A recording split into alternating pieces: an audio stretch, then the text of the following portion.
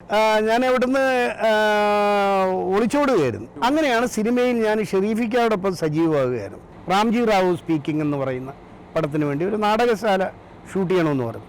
അവർ നേരെ പാച്ചിക്കടുത്ത് വന്നിട്ട് പറഞ്ഞു, പാച്ചിക്ക നമുക്ക് നമ്മുടെ മനസ്സിൽ കണ്ട സാധനം കിട്ടി പാച്ചിക്ക. ആര് അത് ഈ കബീറാണ്. ഞാൻ മാനേജരാക്കുന്നതിന് മുമ്പ് ഒരു മാനേജരായി. ബിസിനസ് ബൂമിൻ്റെ ബൂമുള്ള ഒരു പുതിയ സ്റ്റോറിയിലേക്ക് മാന്യ പ്രേക്ഷകർക്ക് സ്വാഗതം. ഇന്ന് ഞങ്ങളുടെ അതിഥി തെന്നിന്ത്യൻ സിനിമാ ലോകത്തെ പ്രൊഡക്ഷൻ രംഗത്തെ മുടിചൂടാമഞ്ഞനായ എ കബീർ. കൂടുതൽ പരിചയപ്പെടുത്തലുള്ള ആവശ്യമില്ല, നമുക്ക് ആദ്യം കബീറിലേക്ക് തന്നെ പോകാം. നമസ്കാരം കബീർ. നമസ്കാരം. വളരെ സന്തോഷമുണ്ട് ഈ ഒരു സായാഹ്നത്തിൽ കണ്ടുമുട്ടിയത്. വളരെ കാലത്തെ ആഗ്രഹമാണ്, ഞങ്ങളുടെ ഈ ചാനൽ തുടങ്ങിയ ശേഷമുള്ള വളരെ കാലത്തെ ആഗ്രഹമായിരുന്നു സിനിമാ രംഗത്ത് ഒരാളെ പരിചയപ്പെടുത്തണം. ആ പരിചയപ്പെടുത്തുമ്പോൾ വലിയ സൂപ്പർ സ്റ്റാറുകളൊന്നും വേണ്ട. ഈ രംഗത്തെ പിന്നണിയിൽ നിൽക്കുന്ന സൂപ്പർ സ്റ്റാർ അത് എ കബീർ തന്നെയാണെന്ന് എൻ്റെ വിശ്വാസം. ഈ ഇൻഡസ്ട്രിയിലേക്ക് വരാനുണ്ടായ സാഹചര്യം, അതിൻ്റെ തുടക്കം, കാരണം ഈ പ്രൊഡക്ഷൻ രംഗത്ത് ഒരുപാട് എക്സിക്യൂട്ടീവുകളുടെ കാലമാണ്. ഇത് പലരും വളരെ നിസ്സാരമായി കാണുന്നു ഇതിൻ്റെ ഒരു തുടക്കകാലത്ത്. കാരണം പിന്നീടാണ് സംഘടനയും കാര്യങ്ങളൊക്കെ ആയിട്ട് വളർന്നത്. ശ്രീ കബീറിന് ഈ രംഗത്ത് വലിയ ഒരു അനുഭവപാഠവും പുതിയ തലമുറയെ വാർത്തെടുക്കുന്നതിലൊക്കെ താങ്കളുടെ ഒരു നേതൃപാഠവും നന്നായി ഉപയോഗിച്ചിട്ടുണ്ട്. എങ്ങനെയായിരുന്നു ഈ രംഗത്തേക്കുള്ളൊരു വരവ്? ഞാൻ എൻ്റെ വീട് ഈ ആസ്പിൻ വാളിൻ്റെ നേരെ ഓപ്പോസിറ്റായിരുന്നു. അവിടെ ഒരു ദിവസം ചെറുപ്പത്തിലാണ്ട് ഒരു 10-12 വയസ്സുള്ളപ്പോഴാണെന്ന് തോന്നുന്നു, 13 വയസ്സിലാണ്. അത് അക്കരയിൽ കൂടെ ഒരു ലോറിക്കകത്ത് ഒരു ക്യാമറയൊക്കെ വെച്ച് ഒരു 10,000 ജനങ്ങൾ പോകുന്നു. ഒരു ജാഥയാണ് ഷൂട്ട് ചെയ്യുന്നത്. അത് PJ ആൻ്റണിയും കവിയൂർ പൊന്നമ്മയൊക്കെ അഭിനയിക്കുന്ന ഒരു ജാഥയാണ്. ക്രോസ് ബെൽറ്റ് എന്ന് പറയുന്ന ഒരു സിനിമയായിരുന്നു. ഏതാണ്ട് 50-55 വർഷമായി, 50 വർഷങ്ങൾക്ക് മുമ്പാണ്. എന്താണെങ്കിലും 50 വർഷങ്ങൾക്ക് മുമ്പാണ്. അപ്പോൾ ഞാൻ ആ പടം ഷൂട്ടിങ് നടക്കുമ്പോൾ ഞാൻ ഓടി ഷൂട്ടിങ് കണ്ടു. 50 അല്ലെന്ന് തോന്നുന്നു, 10-54 കൊല്ലം. എനിക്കൊന്നും ഒരു 12 വയസ്സ് വല്ലതും കാണും. ഞാൻ ആ ജാഥയോടൊപ്പം ഞാൻ നടന്ന് നീങ്ങി. അത് ശാന്തി തിയേറ്ററിൽ ആ സിനിമ വന്നപ്പം ഞാൻ ആ ജാഥയുടെ മുൻപിലുണ്ട്. പക്ഷേ അതല്ല, ഞാൻ സ്കൂളിൽ പഠിക്കുമ്പം തന്നെ സത്യൻ മാഷിൻ്റെ പടവും പ്രേം നസീറിൻ്റെ പടവും MGRൻ്റെയും ശിവാജി ഗണേശൻ്റെ സിനിമ, ജമിനി ഗണേശൻ, ജയശങ്കർ, അങ്ങനെ തമിഴും. അന്നത്തെ കാലത്ത് തമിഴ് സിനിമയാണ് ഏറ്റവും കൂടുതൽ ആലപ്പുഴയിലെ തിയേറ്ററുകളിൽ വരുന്നത്. ശ്രീകൃഷ്ണ തിയേറ്റർ, സുബ്ബമ്മ, സീമാട്ടി, ആ തിയേറ്ററിലെല്ലാം പോയി സിനിമ കാണും. അന്ന് സിനിമ കണ്ടിട്ട് ആ സിനിമയിൽ കാണുന്ന അതേ രംഗങ്ങൾ ഞാൻ ഇമിറ്റേറ്റ് ചെയ്യാറുണ്ട്. സ്കൂൾ അന്ന് EC എന്ന് പറഞ്ഞൊരു പീരീഡുണ്ട്, ശനിയാഴ്ച. ആ പീരീഡിലൊക്കെ ഞാൻ അന്ന് ശിവാജി ഗണേശൻ അഭിനയിച്ച പോലെ, അല്ലെങ്കിൽ സത്യൻ മാഷ് അഭിനയിച്ച പോലെ, പിന്നെ എന്നൊക്കെയോ ഞാൻ ഈ രാധാ തിയേറ്ററിൽ NN പിള്ളയുടെ നാടകം നടക്കുമ്പോൾ ഒളിഞ്ഞ് അകത്ത് കയറി നാടകം കണ്ട് NN പിള്ളയെ അനുകരിക്കുമായിരുന്നു. അങ്ങനെ ഒരു ചെറുപ്പത്തിലെ ഞാനൊരു അഭിനയം. അപ്പോൾ അതൊരു സിനിമയിലോട്ടുള്ള ഒരു എത്തിനോട്ടം പോലെ അങ്ങനെ കഴിഞ്ഞു. ഞാൻ സ്കൂൾ വിദ്യാഭ്യാസം കഴിഞ്ഞ് 1972 എനിക്ക് ബെസ്റ്റ് ആക്ടർ സർട്ടിഫിക്കറ്റൊക്കെ കിട്ടി. കേരള ഗ്രന്ഥശാല സംഘം യൂത്ത് ഫെസ്റ്റിവലിൽ ജില്ലാതലത്തിലുള്ള ബെസ്റ്റ് ആക്ടർ, സ്കൂൾ തലത്തിലുള്ളത്.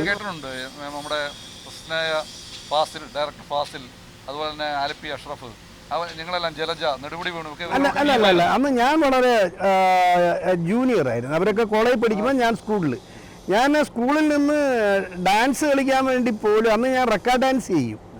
ദുനിയാ പാത് ഗൽഹേ എന്ന് പറഞ്ഞൊരു ഹിന്ദി പാട്ടുണ്ട്. ദുനിയാ പാത് ഗൽഹേ എന്ന് പറഞ്ഞൊരു പാട്ടുണ്ട്. അതിൻ്റെ റെക്കാർഡ് ഡാൻസ് ചെയ്യും ഞാൻ. അന്ന് എൻ്റെ ഡാൻസ് കണ്ടിട്ട് അന്ന് എന്നെ ST കോളേജിൽ ഇവരുടെ പരിപാടിക്ക്, അന്ന് പാച്ചിക്കാട് സൗണ്ട് ഓഫ് മ്യൂസിക് എന്ന് പറയുന്ന ഒരു നാടകം നടക്കുന്നുണ്ട്. നെടുമുടി വേണു, പാച്ചിക്ക എല്ലാം കൂടെ അഭിനയിക്കുന്നു. അന്ന് ഞാൻ അവിടെ ഡാൻസ് ചെയ്തിട്ടുണ്ട്. ഒരു സാലി എന്ന് പറയുന്ന സാലിക്കാണ്, നമ്മുടെ K. സുലൈമാൻ്റെ സാലി എന്ന് പറഞ്ഞൊരാളുണ്ട്. നമ്മുടെ ആ മനുഷ്യനാണ് എന്നെ വിളിച്ചുകൊണ്ടും, അന്ന് അഫ്സലാണ് ഇതിൻ്റെ ആർട്സ് ക്ലബ് സെക്രട്ടറി, അന്ന് എന്നെ കൊണ്ടുപോയി ഡാൻസ് ചെയ്യിക്കുകയും അന്ന് 10 രൂപ ശമ്പളം തരികയും ചെയ്തു. അതാണ് എൻ്റെ ഒരു ആദ്യത്തെ ശമ്പളം. അങ്ങനെ ആ സർട്ടിഫിക്കറ്റൊക്കെ ആയിട്ട് ഞാൻ 73 മദ്രാസിലോട്ട് വണ്ടി കയറുകയാണ്. 73 ആലപ്പി ഷെരീഫാണെന്ന് ഉള്ളത് അവിടെ. ആലപ്പി ഷെരീഫ് എൻ്റെ അനുജൻ, എൻ്റെ കൂട്ടുകാരനായിരുന്നു, കലാം. അപ്പോൾ അദ്ദേഹവുമായിട്ട് അടുപ്പമുണ്ട്. അത് വെച്ചിട്ട് ഞാൻ ഈ സർട്ടിഫിക്കറ്റൊക്കെ ആയിട്ട് അവിടെ ചെന്നപ്പോഴത്തേക്കും അന്ന് അദ്ദേഹം ഒരു എൽഡംസ് റോഡിൽ ഒരു ശാന്തി ലോഡ്ജിലാണ് താമസിക്കുന്നത്. ഞാൻ ഈ സർട്ടിഫിക്കറ്റൊക്കെ ആയിട്ട് അദ്ദേഹത്തിൻ്റെ സർട്ടിഫിക്കറ്റൊക്കെ നോക്കിയിട്ട് പറഞ്ഞു, നീ പോയി പഠിക്കും, ഇവിടെ അഭിനയിക്കാനൊന്നും നടക്കണ്ട. ഞാനതാ ചോദിക്കാൻ വന്നത്. കാരണം ഈ സ്കൂളിൽ പഠിച്ച കാലത്ത് അന്നൊക്കെ സിനിമയ്ക്ക് പ്രത്യേകിച്ച് മുസ്ലിം സമുദായത്തിന് വളരെ വിലക്കുള്ള ടൈമാണ്. അപ്പോൾ ഈ സിനിമയ്ക്കൊക്കെ വീട്ടുകാർ സമ്മതിക്കത്തില്ല. ഞാൻ അവിടുന്ന് ഒളിച്ചോടുകയായിരുന്നു. ഞാൻ ഒളിച്ചോടി അവിടെ ചെന്ന് ഞാൻ അദ്ദേഹത്തെ കണ്ടപ്പോൾ അദ്ദേഹം എൻ്റെ അടുത്ത് പറഞ്ഞ് പോയി വീട്ടിൽ പോയി അവിടെ പോയി പഠിക്കാൻ നോക്കും, നീ ഇവിടെ നിൽക്കണ്ടെന്നൊക്കെ പറഞ്ഞു. പക്ഷേ എന്നിട്ട് ഞാൻ എൻ്റെ ആഗ്രഹം വിട്ടില്ല. ഞാൻ അന്ന് പോയി രാരച്ചൻ ലത്തീഫ് അദ്ദേഹത്തിൻ്റെ വീട്ടിൽ പോയി അദ്ദേഹത്തെ കണ്ടു. ഡയറക്ടർ ശശികുമാർ സാറിൻ്റെ വീട്ടിൽ പോയി. അപ്പോൾ ശശികുമാർ സാർ പറഞ്ഞ് അടുത്ത ഏതോ ഒരു ഡേറ്റ് പറഞ്ഞു, ആ ഡേറ്റിൽ മുരുകാലയ സ്റ്റുഡിയോയിൽ ഷൂട്ടിംഗ് ഉണ്ട്, നിങ്ങൾ അങ്ങോട്ട് പോയി എൻ്റെ അസിസ്റ്റൻറ്റ് ഡയറക്ടറിനെ പരിചയപ്പെടുത്താമെന്നൊക്കെ പറഞ്ഞു. പക്ഷേ എനിക്ക് അവിടെ കുറച്ച് നാൾ അധികം നാൾ പിടിച്ചു നിൽക്കാൻ സാധിച്ചില്ല. ഞാൻ തിരിച്ചു വന്നു. 74 ഞാൻ വീണ്ടും മദ്രാസിൽ പോയി. അത് ആലപ്പി അഭിനയമോഹമുണ്ട്. പക്ഷെ അതല്ല, ഷെരീഫിക്കയുടെ ഒരു ജീവിതത്തിലെ ഒരു കാര്യവുമായി ഞാനവിടെ അദ്ദേഹത്തിൻ്റെ ഒരു വിവാഹാലോചന വന്നു. ആ പെണ്ണിൻ്റെ അച്ഛനും സഹോദരനൊക്കെ ആയിട്ട് അദ്ദേഹത്തെ കാണാൻ വേണ്ടി പോയി. അങ്ങനെ അവിടെ ചെന്ന് ഞാൻ കുറച്ച് ദിവസമൊക്കെ അവിടെ നിന്ന സമയത്താണ് 100 രൂപ എൻ്റെ കയ്യിലുണ്ടായിരുന്നു. അത് ഷെരീഫിക്കയുടെ ഈ സൂക്ഷിക്കാൻ കൊടുത്തിയ ഉടനെ അദ്ദേഹം ഇപ്പോൾ IV ശശി അന്ന് ബാങ്കിൽ പോവുക, സെൻട്രൽ ബാങ്കിൽ കോടമംഗത്താണ്, നൊങ്കമ്പക്കത്ത് number 1 Puliyur main road Trustpuram Madras 34 എന്ന് പറയുന്ന അഡ്രസ്സിലുള്ള വീട്ടിലാണ് താമസം. അപ്പോൾ ഈ 100 രൂപയുടെ ശശി നീ അങ്ങോട്ട് പോയില്ലേ, ഇവനെ കൂടെ ബാങ്കിൽ കൊണ്ടുപോയിട്ടൊരു അക്കൗണ്ട് ഓപ്പൺ ചെയ്യാൻ പറഞ്ഞു. അങ്ങനെ ഞാൻ 74 എനിക്ക് സെൻട്രൽ ബാങ്കിൽ അക്കൗണ്ടുണ്ട്. പക്ഷേ ഞാൻ 95 രൂപ എടുത്തോണ്ട് നാട്ടിൽ വന്നു. പിന്നെ കുറേ കാലം ഷെരീഫിക്കയുടെ വൃന്ദാവൻ എന്ന് പറഞ്ഞൊരു ലോഡ്ജ് ഉണ്ടായിരുന്നു. ആ ലോഡ്ജിൽ ഞാനും ഷെരീഫിക്കയുടെ അനുജൻ കലാമും ചേർന്ന് ഞങ്ങൾ പത്രമൊക്കെ തുടങ്ങി, സ്വന്തമായിട്ടൊരു പത്രമൊക്കെ തുടങ്ങി. അങ്ങനെ സാമൂഹിക പ്രവർത്തനമൊക്കെ ആയിട്ട് മലയാള രാത്രി സാമൂഹിക പ്രവർത്തനം. ഞാൻ ചെറുപ്പത്തിൽ പഠിക്കുമ്പോഴേ KSUലൊക്കെ ഉണ്ടായിരുന്നു, ഭാരവാഹിയൊക്കെ ആയിരുന്നു. യൂത്ത് കോൺഗ്രസിൻ്റെ, ചുരുക്കം പറഞ്ഞാൽ യൂത്ത് കോൺഗ്രസിൻ്റെ മണ്ഡലം പ്രസിഡൻ്റായി. അന്ന് ഡി സൂദനാണ് യൂത്ത് കോൺഗ്രസിൻ്റെ ജില്ലാ പ്രസിഡന്റ്. പ്രതാപകാലം Thachadi Prabhakaran DC president, KM Yusuf block president. അദ്ദേഹവും ഞാനും ഒക്കെ ആയിട്ട് ഒന്നിച്ച് പ്രവർത്തിച്ചതാണ് പത്രപ്രവർത്തനവും കലാമും ഞാനും. അങ്ങനെയാണ് സിനിമയിൽ ഞാൻ ഷെരീഫിക്കയോടൊപ്പമാണ് അദ്ദേഹത്തിൻ്റെ സ്ക്രിപ്റ്റ് കൊണ്ട് കൊടുക്കാൻ തുറമുഖം, രക്തമില്ലാത്ത മനുഷ്യൻ, പുഴ, JC സാർ സംവിധാനം ചെയ്ത പടങ്ങൾ. പിന്നെയാണ് PG വിശ്വംഭരൻ്റെ ദൂരെ വരികയും അങ്ങനെയുള്ള ചിത്രങ്ങളൊക്കെ വരികയൊക്കെ ചെയ്യുന്നത്. പിന്നെ സ്ഫോടനം എന്ന അതിനു മുമ്പ് തന്നെ അസ്തമിക്കാത്ത പകലുകളെന്ന് പറയുന്ന ഒരു സിനിമ പുള്ളി സംവിധാനം ചെയ്ത്. അങ്ങനെയാണ് അത് തൃശ്ശൂർ ഷൂട്ടിംഗ് നടക്കുമ്പോഴത്തേക്കും ഞാനും അദ്ദേഹവുമായിട്ട് തൃശ്ശൂരിൽ പോയി താമസിക്കുകയും ഏതാണ്ട് ഷൂട്ടിങ്ങിൻ്റെ ഒരു ഏറെ കാലം ഞാൻ അവിടെ നസീർ സാറുമായിട്ട് കൂടുതൽ അടുപ്പത്തിലാകുന്നതും സാറിനുമായിട്ട് വളരെ അടുത്ത ബന്ധം ഉണ്ടാവുകയൊക്കെ ചെയ്ത ആ കാലത്താണ്. അങ്ങനെയാണ് സിനിമയിൽ ഇൻവോൾവ് ചെയ്യുന്നത് അവിടെ മുതലാണ്. അങ്ങനെയാണ് സിനിമയിൽ ഞാൻ ഷെരീഫിക്കയോടൊപ്പം സജീവമാകുകയായിരുന്നു. പിന്നെ സ്ഫോടനം എന്ന് പറയുന്ന മമ്മൂട്ടി ആദ്യമായി മദ്രാസിൽ ആദ്യകാലത്തുണ്ടായ പുള്ളിയുടെ ആദ്യത്തെ പടം എന്ന് പറയുന്നത് തന്നെ പ്രതിധ്വനി എന്ന് പറഞ്ഞ പടമാണ്. അതാരും അത് ശ്രദ്ധയിൽ വന്നിട്ടില്ല. പക്ഷെ പുള്ളി പ്രശസ്തനാകുന്നത് സത്യൻ മാഷും വിജയ് നിർമ്മലയും കൂടെ അഭിനയിച്ച കളിപ്പാവ എന്ന് പറയുന്ന AB രാജ് സംവിധാനം ചെയ്തൊരു സിനിമയുണ്ട്. അതിലാണ് അദ്ദേഹം ക്ലിക്കാകുന്നത്. പ്രതിധ്വനി ആരും കണ്ടിട്ടൊന്നുമില്ല. എനിക്ക് ഓർമ്മയുണ്ട്, ഞാനും കലാമും കൂടെ കൃഷ്ണ തിയേറ്ററിലൊക്കെ പോയി കണ്ടെന്ന ആരും തിയേറ്ററിലെ ആളുകളൊന്നും ഇല്ലായിരുന്നു അന്നത്തെ കാലത്ത്. പക്ഷേ കളിപ്പാവ ഭയങ്കരമായിട്ട് ഓടി. പിന്നെ അത് കഴിഞ്ഞാണ് പുള്ളി കാറ്റ് വിതച്ചവൻ എന്ന് പറഞ്ഞ ക്രിസാറ്റ്സിന് വേണ്ടി ഒരു പടം ചെയ്തു, കാറ്റ് വിതച്ചവൻ. പിന്നെ അതിനുശേഷം കാറ്റ് വിതച്ചവന് ശേഷമാണ് കവിത, വിജയ നിർമ്മല സംവിധാനം ചെയ്ത കവിത എന്ന് പറഞ്ഞൊരു സിനിമ. അത് കവിതയും ഈ വിജയ നിർമ്മലയൊക്കെ ആയിട്ട് വളരെ അടുത്ത ബന്ധമായിരുന്നു ഷെരീഫിക്കയ്ക്ക്. അങ്ങനെയാണ് IV ശശി ആ ട്രാക്കിൽ. IV ശശിയെ ഞാൻ പറഞ്ഞാൽ തെറ്റുകാരനായിട്ട് സിനിമാക്കാർ ചിത്രീകരിക്കും. ശശി ആക്കിയത് ആലപ്പി ഷെരീഫാണ്. അദ്ദേഹം പിന്നെ ബഹദൂർക്കാടെയും KP ഉമ്മറിൻ്റെയൊക്കെ ഒരു സപ്പോർട്ട് ഉണ്ടായിരുന്നു. അന്നത്തെ കാലത്ത് മദ്രാസിൽ ഇങ്ങനെയുള്ള പുതിയ സിനിമാക്കാരെയൊക്കെ സപ്പോർട്ട് ചെയ്യുന്നൊരു സ്വഭാവം ബഹദൂർക്കാർക്ക് ഉണ്ടായിരുന്നു, ഉമ്മുക്കാർക്കും ഉണ്ടായിരുന്നു. അങ്ങനെയാണ് ഇവരുടെ വളർച്ച എനിക്കറിയാവുന്നത്.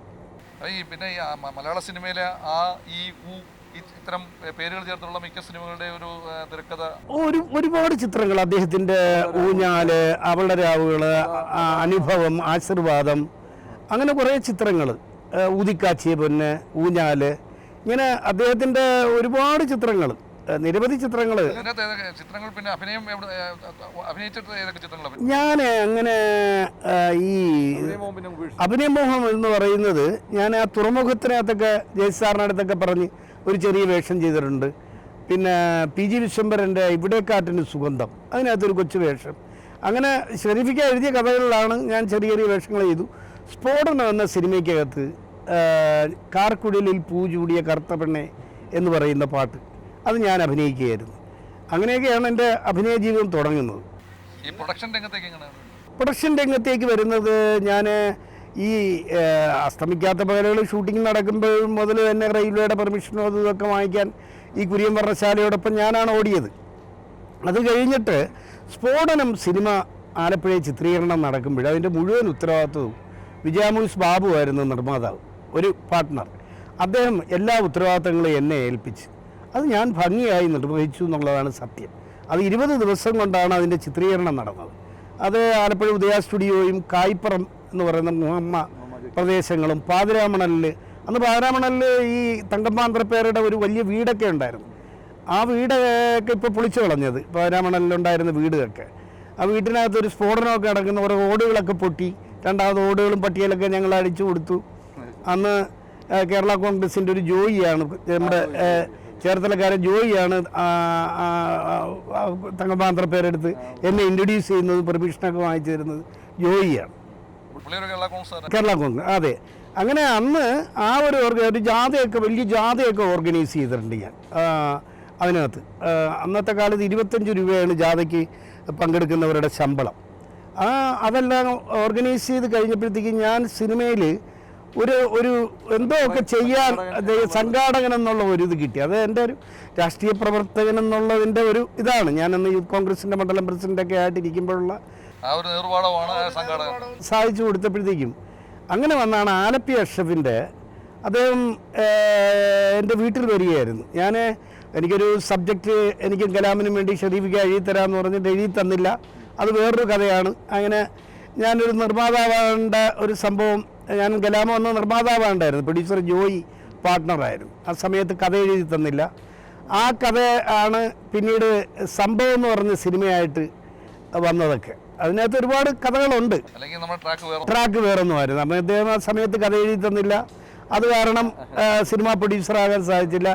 അത് എനിക്കും കലാമിനും ഉണ്ടായ ഒരു ദുര്യോഗമാണ്. ഞാനും പാവം അയാളും. ഒരുപാട് നാടകങ്ങൾ ഞാനും അയാളും കൂടെ ഒരുപാട് നാടകങ്ങൾ കളിച്ചിട്ടുണ്ട്. അയാൾ നന്നായിട്ട് നാടകം എഴുതുമായിരുന്നു. അത് നല്ല റൈറ്ററായിരുന്നു അയാൾ. പക്ഷേ അയാൾ ആലപ്പുഴ വിട്ട് പോയി. അയാൾ വേറെന്തോ ബിസിനസ്സൊക്കെ കോട്ടയത്തായി, മാധ്യമപ്രവർത്തകൻ എന്നുള്ള നിലയിൽ ഇപ്പോഴും അയാൾ കഴിയുന്നുണ്ട്. പക്ഷെ ആലപ്പുഴ വിട്ടുപോയി.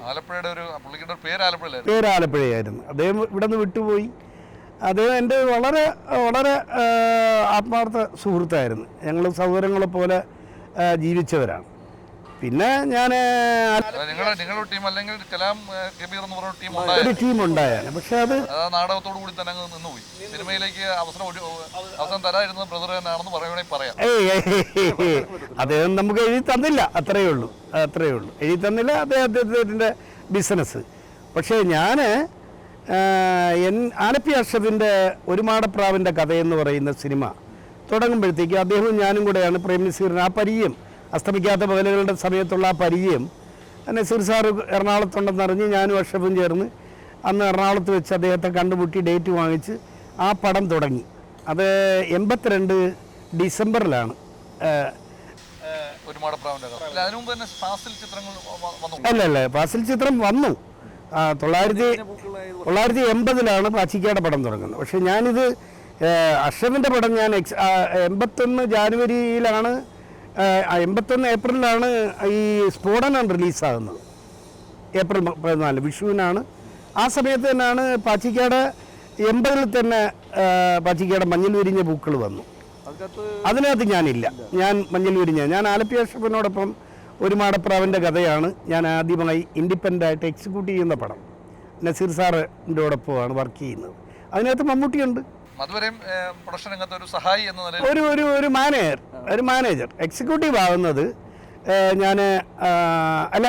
സ്ഫോടനം എന്ന ചിത്രത്തിനകത്ത് വിജയമൂസ് ബാബു പറഞ്ഞ് എൻ്റെ പേര് എക്സിക്യൂട്ടീവായിട്ട് വെക്കണമെന്ന് പറഞ്ഞപ്പം അത് യൂണിയൻ്റെ പ്രശ്നമുണ്ട്. ഞാൻ യൂണിയൻ മെമ്പറല്ല. അന്ന് യൂണിയനുണ്ട്, മദ്രാസിൽ യൂണിയനുണ്ട്. മദ്രാസിൽ യൂണിയനുള്ള ഒരാളാണ് അതിൻ്റെ എക്സിക്യൂട്ടീവ് യഥാർത്ഥത്തിൽ. അപ്പോൾ അയാളുടെ പേരല്ല എൻ്റെ പേര് വെക്കാൻ പോയപ്പോഴത്തേക്കും യൂണിയൻ്റെ തർക്കം വന്നപ്പോഴത്തേക്കും എന്നെ വാതിൽപ്പുറ ചിത്രീകരണ സഹായി എന്ന് പറഞ്ഞിട്ടൊരു സിംഗിൾ ബോർഡ് കാർഡ് എനിക്ക് തന്നു. അങ്ങനെയാണ് എനിക്ക് തന്ന അന്നത്തെ 81 റിലീസ് ചെയ്ത പടത്തിനകത്ത് എനിക്ക് ക്രെഡിറ്റ് കാർഡ് വരുന്ന ആ പടത്തിനകത്ത് ഒരു ഭയങ്കര സന്തോഷമല്ലേ. എടാ സിനിമയ്ക്കകത്ത് ഒരു സിംഗിൾ കാർഡൊക്കെ കിട്ടുക എന്ന് പറയുന്ന വലിയ കാര്യമല്ലേ. അത് 41 വർഷങ്ങൾക്ക് മുമ്പല്ലേ, ഇപ്പോഴല്ലല്ലോ. അപ്പോൾ അന്ന് എനിക്കത് ഒരു ക്രെഡിറ്റ് ആയിരുന്നു. മാടപ്രാവിൻ്റെ കഥയ്ക്കകത്ത് സ്വതന്ത്രനായിട്ട് ഞാൻ പ്രൊഡക്ഷൻ എക്സിക്യൂട്ടീവ് ആകുന്നു. അതും ബഹുമാനീയനായ നസീർ സാറിനോടൊപ്പം, അദ്ദേഹത്തിനോടൊപ്പം വളരെ അന്നാണ് ആ ഷൂട്ടിംഗ് നടക്കുന്ന സമയത്താണ് ആലപ്പുഴ വെടിവെപ്പൊക്കെ നടക്കുന്നത്. നബീദിന്റെ വെടിവെപ്പൊക്കെ നടക്കുന്നത്. അങ്ങനെ മാടപ്രാവിൻ്റെ കഥ കഴിയുന്നു. മാടപ്രാവിൻ്റെ കഥ കഴിഞ്ഞു. ഞാൻ അദ്ദേഹത്തിനോടൊപ്പം വേറെ 1-2 ഇത് എന്താണ് മിണ്ടാപ്പൂച്ചയ്ക്ക് കല്യാണം, ഒരു മുത്തശ്ശി കഥ, അത് പ്രിയദർശനാണ് ഡയറക്ടർ, ഇദ്ദേഹം പ്രൊഡ്യൂസർ. പ്രിയദർശൻ്റെ അല്ല, അത് പ്രൊഡ്യൂസർ ആലപ്പി അഷ്റഫാണ്. അപ്പോൾ അത് കാഞ്ഞങ്ങാട് വെച്ചാണ് സംഭവം ഷൂട്ടിങ് നടന്നത്. അതിനകത്ത് അതിനിടയിൽ ഒരുപാട് സംഭവവികാസങ്ങളുണ്ടായിട്ട് മുത്തശ്ശി കഥയ്ക്ക് ശേഷം പിന്നെ കുറേ നാൾ ഞാൻ ഗ്യാപ്പായി. അങ്ങനെ ഇരിക്കുമ്പോഴാണ് ഞാൻ പാച്ചിക്കാട് ചെല്ലുന്നത്. പാച്ചിക്കാട് ചെല്ലുമ്പോൾ പൂവിന് പുതിയ പോകുന്നതിനുള്ള ഡിസ്കഷൻ നടക്കുക.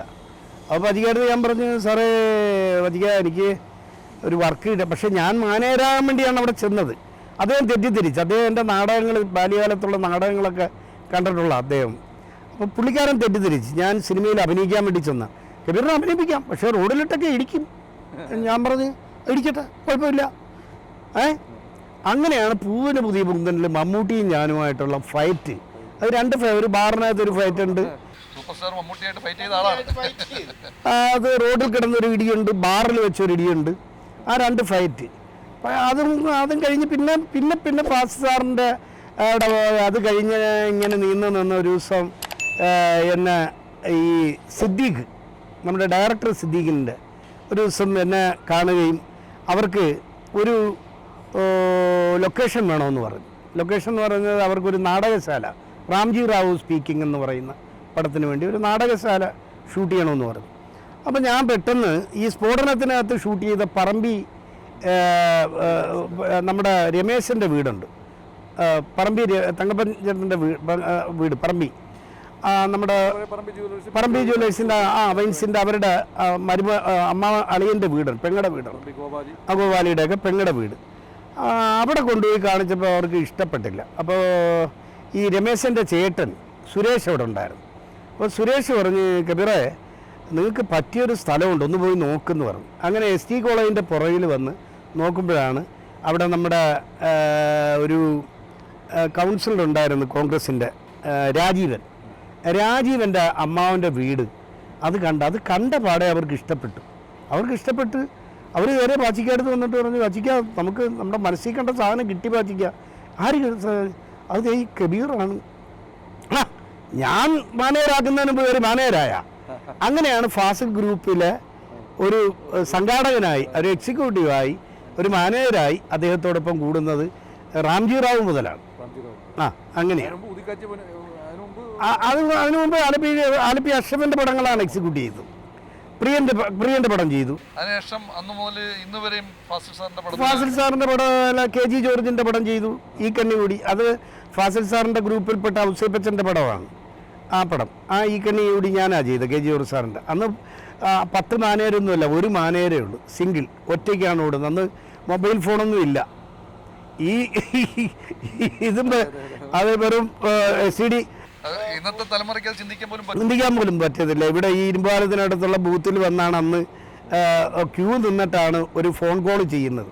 ആ ഒരു അനുഭവമാണ് അന്നത്തെ ഉള്ളത്. പക്ഷേ അത് ഈ കണ്ണി കൂടി കഴിഞ്ഞിട്ട് സാന്ത്വനം എന്ന് പറഞ്ഞ സിബി മലയിൽ സംവിധാനം ചെയ്ത ഉണ്ണി ബാബാവോ എന്നൊക്കെ പറയും, മീനെ ആദ്യമായിട്ട് ഇൻട്രൊഡ്യൂസ് ചെയ്യുന്ന സുരേഷ് ഗോപിയും മുരളിയൊക്കെ അഭിനയിക്കുന്ന ചിത്രം. അത് ആലുവ പാലസിൽ ഒറ്റ ഷെഡ്യൂളിലാണ് ചിത്രം. അത് സാന്ത്വനവും ഞാൻ ഒറ്റയ്ക്ക് തന്നെ ചെയ്തത്, ഈ കണ്ണി കൂടി ഞാൻ ഒറ്റയ്ക്ക് തന്നെ. ഞാൻ ഫാസിൽ സാറിൻ്റെ എല്ലാ പടങ്ങളും ഞാൻ അദ്ദേഹത്തോടൊപ്പം ഉണ്ടായിരുന്നു. അഷ്റഫിൻ്റെ 3-4 ചിത്രങ്ങൾ ഞാൻ ചെയ്തു. പിന്നെ ഞാനിപ്പോൾ ആലപ്പി ഷെഫിൻ്റെ ഏറ്റവും അവസാനമായിട്ടുള്ള ചിത്രം അടിയന്തരാവസ്ഥ കാലത്ത് അനുരാഗം, ആ ചിത്രത്തിൻ്റെ ലൈൻ പ്രൊഡ്യൂസറായിട്ട് ഞാൻ വർക്ക് ചെയ്യാം. അദ്ദേഹം പുതിയ ആളുകൾ വർക്ക് ചെയ്യുന്നുണ്ട്. ഞാൻ അതിൻ്റെ ഒരു ലൈൻ പ്രൊഡ്യൂസറായിട്ട്, അദ്ദേഹം എൻ്റെ സുഹൃത്താണ്, നല്ല സുഹൃത്താണ്. അപ്പോൾ അദ്ദേഹത്തിൻ്റെ ഒരു വിജയം കാണണമെന്നുള്ള ആഗ്രഹം ഞാൻ അദ്ദേഹത്തോടൊപ്പം കൂടെ നിൽപ്പുണ്ട് ഇപ്പോഴും. ആ പഴയ എനിക്ക് ആദ്യമായിട്ട് പടം തന്ന ആളല്ലേ, എന്നെ ഇൻഡിപെൻഡൻ്റ് ആയിട്ട് 82 എക്സിക്യൂട്ടീവ് ആക്കിയ ആളാണ്. 2022 അദ്ദേഹത്തിൻ്റെ പടം ഞാൻ വീണ്ടും ചെയ്യുന്നു 40 വർഷങ്ങൾക്ക് ശേഷം. അതാണ് വലിയൊരു നിമിത്തവും ഒരു അനുഗ്രഹമൊക്കെയാണ്. കാരണം അത്രയും കാലം സൗഹൃദം നിലനിർത്തുക, ഇതിൽ തന്നെ കിട്ടുന്ന അവസാനവും അതിൻ്റെ അകത്ത് സഹകരിക്കാൻ പറ്റുന്ന കൊച്ചു കാര്യമല്ല. അത് തെളിയിക്കുന്നത് തന്നെ താങ്കളുടെ അതിൻ്റെ അകത്തുള്ളൊരു വ്യക്തിത്വമാണ് താങ്കളുടെ. അതെ, ഞാൻ അങ്ങനെ ഒരു ജോലി ചെയ്യുന്നു. ഈ താങ്കൾ വന്ന കാലഘട്ടത്തിൻ്റെ ഒരു ഇതും അതോടെ തുറന്ന് ഇങ്ങോട്ട് വരികയാണ്. ഈ ഇന്നത്തെ തലമുറയിലുള്ള ആൾക്കാരും പ്രൊഡക്ഷൻ രംഗത്തിലേക്ക് ധാരാളമായിട്ട് വന്നുകൊണ്ടിരിക്കുന്നു. ഈ പ്രൊഡക്ഷൻ അസോസിയേഷനും പ്രൊഡക്ഷൻ രംഗത്തുള്ള ആൾക്കാരെ കൂട്ടി സംഘടനാ തലത്തിലൊക്കെ താങ്കൾ ഒരുപാട് നേർപാടും ഒക്കെ ആ രംഗത്ത് ചെയ്യുകയുണ്ടായി. എന്താണ് ആ ഒരു കാലഘട്ടത്തിൽ നിന്നും ഇന്നത്തെ ഈ കാലത്തിലേക്ക് വരുമ്പോഴത്തേക്ക് ആ പ്രൊഡക്ഷൻ രംഗത്തുള്ള മാറ്റം എന്താണ് സംഭവിക്കുന്നത്? 6 ലക്ഷം രൂപയാണ് ബഡ്ജറ്റ്. നസീർ സാറിന് 75 രൂപ, മമ്മൂട്ടിക്ക് 25,000 രൂപ, സീമയ്ക്ക് ഇത്ര രൂപ, നളിനിക്ക് ഇത്ര രൂപ, ഫിലിം കോസ്റ്റ് ഇത്ര, ക്യാമറ വാടക ഇത്ര, ഇതൊക്കെ വെച്ചിട്ട് പ്ലാൻ ചെയ്ത് നമ്മൾ 6 ലക്ഷം രൂപ, ആ 6 ലക്ഷം രൂപയ്ക്ക് പടം തീർത്തു. അത് അന്ന് ഡിസ്ട്രിബ്യൂട്ടർ തിരുവങ്കടം മുതലാളിയാണ്. ഡിന്നി ഫിലിംസാണ് ഡിസ്ട്രിബ്യൂഷൻ എടുത്തെങ്കിലും അതിൻ്റെ ഫൈനാൻസൊക്കെ തരുന്ന തിരുവങ്കടം മുതലാളിയാണ്. തിരുവങ്കടം മുതലാളി ആ പൈസ തന്ന ആ പൈസയ്ക്ക് തീർത്ത് പടങ്ങളാണ് ഇടുന്ന അന്ന് ഞങ്ങളൊന്ന് അങ്ങനെ ചെയ്ത് വളരെ ചുരുക്കി എടുത്ത പടമാണത്. നസീർ സാറിൻ്റെ പടമാണ് 6. ഇന്ന് 10 കോടി 20 കോടിയൊക്കെയാണ് സിനിമയുടെ. പക്ഷേ 1 കോടി 1.5 കോടിക്കും ഒക്കെ എടുക്കുന്ന പടങ്ങളുണ്ട്. പക്ഷേ ചില കുട്ടികൾ, ചില പിള്ളേർ, ഞാനിപ്പോൾ ആലപ്പുഴയിൽ തന്നെ ഈ കഴിഞ്ഞ ദിവസം ഒരു സിനിമ റിലീസായി, ഒരുപാട് ആളുകൾ കണ്ടു. എന്നോട് പലരും പടം കണ്ടു, ആ പടം കൊള്ളാമെന്നൊക്കെ, ഷോലെ എന്ന് പറഞ്ഞ് ഞാൻ അത്ഭുതപ്പെടുകയാണ്. ആ കുട്ടികൾ എങ്ങനെ ഇത്ര ചീപ്പായിട്ട് പടം എടുത്തു. ഇപ്പം ഞാൻ വീട്ടിൽ നിന്ന് വരുമ്പം 2 കുട്ടികൾ വന്നിട്ട് അവർ പറയുന്നത് അവരൊരു പ്രോജക്റ്റ് തുടങ്ങാൻ പോകുന്നു. അത് ചോദിച്ചപ്പോൾ അവർ കയ്യിൽ 10 ലക്ഷം, ഞാൻ 10 ലക്ഷം രൂപയ്ക്ക് അത് ഞങ്ങൾ തീർക്കും. ആത്മവിശ്വാസമാണ് മോനെ. അത് ഞാനിപ്പം ഒരു പടം ചെയ്യാൻ പോയിട്ട് 1 കോടി രൂപ എന്ന് പറഞ്ഞിട്ട് 1.5 കോടി രൂപ ചെലവ് ചെയ്തു. ഇനിയും ഒരു 50 ലക്ഷം രൂപ ഇല്ലാതെ വർക്ക് തീരത്തില്ല. 2 കോടി ആകുന്നു. മനസ്സിലായില്ലേ? നിങ്ങളെങ്ങനെ 10 ലക്ഷം? ഞങ്ങൾ 10 ലക്ഷം രൂപയ്ക്ക് തീർക്കും. അപ്പോൾ ആ ആത്മവിശ്വാസത്തിൽ നടന്ന് ചിത്രങ്ങൾ വർക്ക് നടക്കുന്നുണ്ട്. കോടികൾ ഉണ്ടെങ്കിലും തികയില്ല എന്ന് പറയുന്ന ചിത്രങ്ങൾ ഇവിടെ നടക്കുന്നുണ്ട്. അതെങ്ങനെ ഞാൻ അത്ഭുതപ്പെടുക, എനിക്കറിയില്ല. ഇപ്പം എൻ്റെ അടുത്ത് ആ പ്രോജക്റ്റുമായിട്ട് വന്നാൽ എനിക്ക് കൊണ്ട് നടക്കാൻ പാടാം. ആ കാര്യം നമ്മുടെ കൂടെയുള്ള സഹപ്രവർത്തകർക്ക് നല്ല റൂം, നല്ല ഭക്ഷണം, വാഹനം, അവരുടെ യാത്രാ ചെലവുകൾ, അവരുടെ എക്സ്പെൻസ് എല്ലാം നോക്കുമ്പോഴത്തേക്കും അത് ഒരു 3 ദിവസം ഷൂട്ട് ചെയ്യുമ്പോൾ ആ 10 രൂപ തീരും. ലോ ബഡ്ജറ്റ് ചിത്രങ്ങളുടെ പിന്നിലുള്ള അതിൻ്റെ ഒരു സംവിധാനം എന്താണെന്ന് പഠിക്കാൻ ശ്രമിച്ചു. ഞാനത് മനസ്സിലാക്കിയത് അവർ ചെറിയ ക്യാമറയും ലൈറ്റ്, സാധാരണ നമ്മളിപ്പോൾ യൂസ് ചെയ്യുന്ന ലൈറ്റൊക്കെ മതിയെന്ന് തോന്നുന്നു അവർക്ക്. അവരെങ്ങനെയൊക്കെ ചെയ്യുന്നുണ്ട്. നമ്മളിപ്പോഴും വലിയ ആഡംബരമായിട്ട് 2 യൂണിറ്റും 2 ക്യാമറ സംഭവങ്ങളും ഒക്കെ ചെയ്തുണ്ടെങ്കിലേ ഞങ്ങൾ ചെയ്യുള്ളൂ എന്ന് പറയുന്ന വാശി പിടിക്കുന്ന ചില ആളുകളൊക്കെ ഉണ്ട്. മനസ്സിലായില്ലേ? സിനിമയ്ക്കകത്ത് ഒരു വിട്ടുവീഴ്ചയില്ലാത്ത ആളുകളൊക്കെ ഉണ്ട്. ആരാണെന്നൊന്നും ഞാൻ പറയുന്നില്ല. ഈ തുടക്കത്തിലുള്ള എല്ലാവരുടെയും കാര്യം കൊടുത്തു കഴിഞ്ഞാൽ ആദ്യമേ അവരുടെ നല്ല റിസൾട്ടുകൾ, സംവിധായകന്മാരുടെ നല്ല റിസൾട്ടുകൾ ആദ്യം വരും. പിന്നീട് അവർ ബിഗ് ബഡ്ജറ്റിലേക്ക് കയറി പോകും. നേട്ടം നിർമ്മാതാവിന് തന്നെയാണ്, എല്ലാവർക്കും നിർമ്മാതാവിന് നേട്ടം യഥാർത്ഥത്തിൽ ഉണ്ടാകുന്നുണ്ട്. ഇപ്പോൾ എനിക്ക് പറയുന്ന ശമ്പളം അല്ലാതെ വേറൊന്നും തരുന്നില്ലല്ലോ. അതോടുകൂടി അവർ പോയി ആ ബന്ധം. കാര്യം ഈ ഹോട്ടലിൽ പോയി ചാപ്പാട് കഴിച്ച് ബില്ലും കൊടുത്ത് ഇറങ്ങുന്ന പോലെയാ. നിർമ്മാതാവിനെ വിട്ടു കഴിഞ്ഞാൽ പിന്നെ നിർമ്മാതാവുമായിട്ട് ആർക്കും ഒരു ബന്ധവുമില്ല. അയാൾ അനുഭവിച്ചോളുക. ലാഭമാണെങ്കിലും നഷ്ടമാണെങ്കിലും നിർമ്മാതാവ് അനുഭവിക്കുക എന്നുള്ളതിൽ കവിഞ്ഞ് ആർക്കും ഇതുമായിട്ട് യാതൊരു ബന്ധവുമില്ല. സിനിമ യഥാർത്ഥത്തിൽ അവസാനം നിർമ്മാതാവ് തന്നെയാണ്, യാതൊരു സംശയമില്ല. അത് ഒരുപാട് സമ്പാദിച്ച ആളുകളുണ്ട്, നശിച്ചുപോയ ആളുകളുണ്ട്, ഒരുപാട് നശിച്ചവരുണ്ട്. ദാരിദ്ര്യത്തിൻ്റെ പടുകുഴിയിലെത്തിയ പലരെ എനിക്കറിയാം, മനസ്സിലായോ? പക്ഷേ ആദ്യമേ പൈസ ഉണ്ടാക്കിയതുമായിട്ട് ചില വസ്തുക്കളൊക്കെ വാങ്ങിച്ച് ഇപ്പോഴും വലിയ കോടീശ്വരന്മാരായിട്ട് ജീവിക്കുന്ന ആളുകളും ഉണ്ട്. 4 പതിറ്റാണ്ടിലേറെയായി, 5 പതിറ്റാണ്ടോളം അടുത്ത് നിൽക്കുന്നു സിനിമാ ലോകവുമായി. ഈ 4 പതിറ്റാണ്ടിനിപ്പുറം, 5 പതിറ്റാണ്ടിനിപ്പുറം നിങ്ങൾ നടന്മാരെ, അന്ന് കണ്ട നടന്മാരെ കാണുന്നുണ്ട്, അന്ന് കണ്ട സംവിധായകന്മാരെ കാണുന്നുണ്ട്. ഈ ഫീൽഡിലൊക്കെ വെച്ച് സാങ്കേതിക രംഗത്തും അല്ലെങ്കിൽ സംഗീത രംഗത്തും ഒക്കെ നിൽക്കുന്നവർ വീണ്ടും വീണ്ടും വളർന്ന് ആ ഒരു നിലയിൽ നിൽക്കുന്നുണ്ട്. എത്ര പ്രൊഡ്യൂസർമാരെ 2ാമതും 3ാമതും കണ്ടുമുട്ടാൻ പറ്റും? അത് വളരെ ചുരുക്കം മാത്രമേ ഉള്ളൂ, പലരും ഇല്ല. ഞാൻ കണ്ടിട്ടുള്ള പഴയ നിർമ്മാതാക്കളിൽ ഒരു 95% ആളുകളും ഇല്ല. ഏണ്ട കയ്യിലെണ്ണ 100 പ്രൊഡ്യൂസർമാരുണ്ടെങ്കിൽ 5 പേര് മാത്രമേ ഇപ്പോൾ ഉള്ളൂ. ബാക്കി 95 പേരും ഔട്ടാണ്. സാമ്പത്തികമായി അവരെല്ലാവരും ബുദ്ധിമുട്ടിലാണ്. ഒരു നിർദ്ദേശവും ഇല്ല, ഇതിങ്ങനെ വന്നുകൊണ്ടിരിക്കുന്നു. ഇപ്പോൾ സലാം ഇപ്പോൾ ഇത് പറയുന്നുണ്ടെങ്കിലും സലാം നാളെ ഒരു പ്രൊഡ്യൂസറുമായിട്ട് വരും എൻ്റെ അടുത്ത്, ഇവർക്ക് നമുക്കൊരു പടം തുടങ്ങണം, മമ്മൂക്കയുടെ നിന്നൊരു ഡേറ്റ് വാങ്ങിക്കണം. അപ്പോൾ ഞാൻ പറയും നല്ലൊരു സബ്ജക്റ്റ് ഉണ്ടെങ്കിൽ നമുക്ക് പോകാം. അപ്പോൾ നിങ്ങൾ സബ്ജക്റ്റുമായിട്ട് വരുന്നു, മമ്മൂക്കായെ കാണുന്നു, അദ്ദേഹത്തിന് കഥ ഇഷ്ടപ്പെട്ടെങ്കിൽ ഒരു പടം തുടങ്ങുന്നു അവിടെ. അപ്പോൾ ഡയറക്ടറെ നമ്മൾ ഫിക്സ് ചെയ്യുന്നു, മനസ്സിലായേ? ഇപ്പം പണ്ട് ഒരു സംവിധായകനെ കണ്ടുമുട്ടി ഒരു കഥയുമായിട്ടാണ് ഒരു സിനിമയുടെ തുടക്കം. പക്ഷെ ഇന്നത് മാറിയിട്ട് ഇന്ന് ആദ്യം കാണുന്നത് ഒരു നടനെയാണ്. ആ നടൻ്റെ ഡേറ്റ് കിട്ടുക എന്ന് ചോദിക്കുമ്പോഴേക്കും നടൻ പറയും നല്ല കഥയുണ്ടെങ്കിൽ ഞാൻ ഡേറ്റ് തരാമെന്ന് പറയും. അങ്ങനെയാണ് കഥയ്ക്ക് വേണ്ടിയുള്ള ഓട്ടം. ആ ഓട്ടം ഭയങ്കരമാണ്. ഇപ്പം നല്ല കഥ കിട്ടുന്നില്ല. ഇപ്പം ഞാൻ അതിനിടയ്ക്ക് തോന്നുന്നു, കാരണം ഇത് സിനിമയുടെ ഒരു വിശാലമായ ഒരു ലോകമാണ്, വലിയൊരു ഇൻഡസ്ട്രിയാണ്. ആ ഒരു നമ്മുടെ ഒരു 1.5 മണിക്കൂർ പ്രോഗ്രാമിൽ ഇതൊന്നും പറഞ്ഞ് നമുക്ക് സംസാരിക്കാൻ പറ്റില്ല. എങ്കിലും ഇതിൻ്റെ അതൊരു വ്യവസായം എന്ന നിലയിൽ ഇതിന് ചില മാനദണ്ഡങ്ങൾ ഉണ്ടാകേണ്ട കാലം കഴിഞ്ഞില്ല. കാരണം ഒരു ഇൻവെസ്റ്റ്മെൻറ്റിന് കൃത്യമായി ഒരു റിട്ടേൺ ഉണ്ടാകണം. ആ റിട്ടേൺ ഉണ്ടെങ്കിൽ മാത്രമേ ഈ ഇൻഡസ്ട്രി തന്നെ നിൽക്കാൻ പറ്റത്തുള്ളൂ. ഒരു മോഹമോ ഒരു സ്വപ്നമോ വെച്ചിട്ടൊരു സാധനം ഒരു കാര്യം ചെയ്തു കഴിഞ്ഞാൽ അതിന് റിട്ടേൺ വന്നില്ലെങ്കിൽ സ്വാഭാവികമായിട്ടും പ്രൊഡ്യൂസർ പൊളി. അപ്പം ഏതൊരു തൊഴിലിനും ഈ രംഗത്ത് നിലനിൽക്കുന്ന ഒരു വേതനവും കാര്യങ്ങളെല്ലാം ഫിക്സ് ചെയ്തുകൊണ്ട് ഒരു ഇൻഡസ്ട്രി നിലനിർത്തക്ക ഒരു ഹെൽത്തി റിലേഷൻ ഉണ്ടാക്കാൻ പറ്റുന്ന സംവിധാനങ്ങളൊന്നും ഈ കാലങ്ങൾ ഇത്രയും കഴിഞ്ഞെങ്കിലും അങ്ങനെ ഒരു ചിന്തകളോ മറ്റു കാര്യങ്ങളൊന്നും ഈ മേഖലയിൽ ഉണ്ടായിട്ടില്ലേ? അല്ല, ഈ ഒരു ഇൻഡസ്ട്രിയെ ഞാൻ കാണുന്നത് ഒരു ഗാംബ്ലിംഗ് ബിസിനസ്സായിട്ടാണ്. ഇത് ക്ലബ്ബിൽ ചീട്ട് കളിക്കാൻ പോകുന്നു, ഒരു 10,000 രൂപയായിട്ട് പോയി ക്ലബ്ബിൽ ചീട്ട് കളിക്കാൻ പോയി, കിട്ടുക കിട്ടില്ല എന്നുള്ള ഉറപ്പില്ല. അതുപോലെയാണ് സിനിമ എടുക്കുന്നത്. അല്ല, അത് പറയാൻ പറ്റില്ല. എനിക്ക് ഇപ്പോഴും പലരും എന്നോട് എന്തുകൊണ്ട് നിങ്ങൾ സിനിമാക്കാരനായില്ല, അല്ല സിനിമ പ്രൊഡ്യൂസർ ആയില്ല എന്ന് ചോദിക്കുമ്പോൾ ഞാൻ സിനിമയിൽ നിന്നുണ്ടാക്കിയ എൻ്റെ വീടും എൻ്റെ കാറും എൻ്റെ സ്കൂട്ടറും ഒന്നും പണയപ്പെടുത്താൻ ഞാൻ തയ്യാറല്ല. അത് തന്നെ കാര്യം, അല്ല വേറെ കാര്യമൊന്നുമില്ല. ഒരു സാധാരണ ബാക്ക്ഗ്രൗണ്ടിൽ ആലപ്പുഴ പോലുള്ള ഒരു അന്നത്തെ വളരെ പിന്നോക്കം നിൽക്കുന്ന ഒരു ഇതിൽ നിന്നും താങ്കൾ ഈ ഇൻഡസ്ട്രിയിലേക്ക് വന്നു. യാദൃശ്ചികമായിട്ടാണ് ഈ ഇൻഡസ്ട്രിയിൽ വളർന്നു തെന്നിയിലെ തന്നെ അറിയപ്പെടുന്ന ഏറ്റവും സൂപ്പർ ഹിറ്റ്, അതായത് സൂപ്പർ ഹിറ്റ് എന്നല്ല, ബിഗ് ബഡ്ജറ്റ് ചിത്രങ്ങളുടെ പ്രൊഡക്ഷൻ എക്സിക്യൂട്ടീവ് ആയി താങ്കൾ മാറി. എത്ര ഭാഷ അറിയാം? അയ്യോ, എൻ്റെ ഭാഷ പറഞ്ഞു കഴിഞ്ഞാൽ എനിക്ക് ആകെ മലയാളവും തമിഴും മാത്രമേ അറിയാവൂ. അതിപ്പോൾ ഞാൻ പണ്ട് ഈ ചോദ്യം തന്നെ എന്നോട് സുരേഷ് ബാലാജി, മമ്മൂട്ടിയും മോഹൻലാലും ഒക്കെ ഇരിക്കുമ്പോൾ പാച്ചിക്ക ചൂടാക്കി കൊടുത്തു. പാച്ചിക്ക പറഞ്ഞ് കബീറിന് ഇതൊന്നും അറിയത്തില്ല, കബീർ എങ്ങനെ ജൂഹി ചൗളയെ മാനേജ് ചെയ്യുന്നു. അപ്പം ജൂഹി ചൗള ഇടയ്ക്കിടയ്ക്ക് കബീർ കബീർ എന്ന് വിളിക്കും. ഞാൻ ഓടിച്ചൊല്ലും, ജൂഹി ചൗളയായിട്ട് ഞാൻ സംസാരിക്കും, തിരിച്ചു വരും, കാര്യങ്ങൾ ഭംഗിയായിട്ട് നടക്കുന്നു.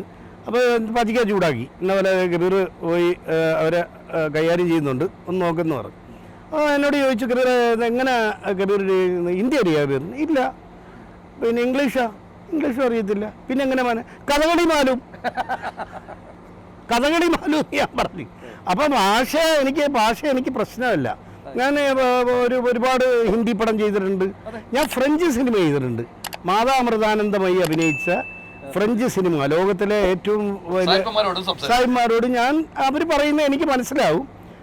എനിക്ക് അസിസ്റ്റൻസ് ഉണ്ട്, അവരത് കൈകാര്യം ചെയ്യും, മനസ്സിലായോ? പക്ഷേ എനിക്ക് ചിലതൊക്കെ ആസീസ് ഞാൻ പറഞ്ഞൊപ്പിക്കും. അങ്ങനെയൊക്കെയുള്ള സംഭവങ്ങളാണ് എനിക്കുള്ളത്. അല്ല, അത് വലിയൊരു എടുത്തു പറയേണ്ട ഒരു കാര്യമാണ്. കാരണം മലയാള ഭാഷ മാത്രം സംസാരിച്ചുകൊണ്ട് തെന്നിന്ത്യൻ ഭാഷയിലും പ്രത്യേകിച്ച് ഇംഗ്ലീഷ് ബോളിവുഡിൽ വരെയും പോയി സിനിമാ പ്രൊഡ്യൂസറായിട്ട് നിൽക്കുക. അതിലുപരി ഞാൻ കാണുന്ന ഒരു കാര്യം, ഒരു പോസിറ്റീവ് ജേർണലിസത്തിൻ്റെ ഭാഗമെന്ന നിലയിൽ കൈകാര്യം ചെയ്യുന്ന ഒരു ഓൺലൈൻ മീഡിയ എന്ന നിലയിൽ പറയുക, ഈ കേരളത്തിലേക്ക് സാധാരണ നമ്മൾ കോടമ്പാക്കത്തേക്ക് പോയിരുന്ന സമയത്ത് കേരളത്തിലേക്ക് മറ്റ് സിനിമാക്കാർ, മറ്റ് സ്റ്റേറ്റിലുള്ള സിനിമാക്കാർ, തെന്നിന്ത്യൻ സിനിമ ഉൾപ്പെടെ കേരളത്തിലേക്ക് കൊണ്ടുവരാനും കേരളത്തിലെ ടൂറിസം രംഗം വളർത്തുവാനും ഒക്കെ ശ്രീ കബീറിൻ്റെ സംഭാവന ചെറുതല്ല. അത് അറിഞ്ഞുകൊണ്ട് സംഭവിച്ചാണെങ്കിൽ അറിയാതെ സംഭവിച്ചായാലും. നമ്മുടെ സന്തോഷ് ശിവൻ ചെയ്ത ഒരു 25 കൊല്ലത്തിന് മുമ്പ് സന്തോഷ് ശിവൻ ചെയ്ത ഒരു ആൽബം ഉണ്ടായിരുന്നു, മുഹബത്ത് എന്ന് പറഞ്ഞിട്ട്.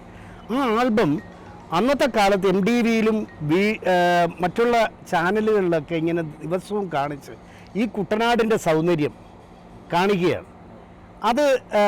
അത് കഴിഞ്ഞാണ് പിന്നെ പച്ചിക്കാടൊരു പടത്തിനകത്ത് കണ്ണുക്കൽ നിലവ്, ആ പടത്തിനാണ് വാഗമൺ പോകുന്നത്.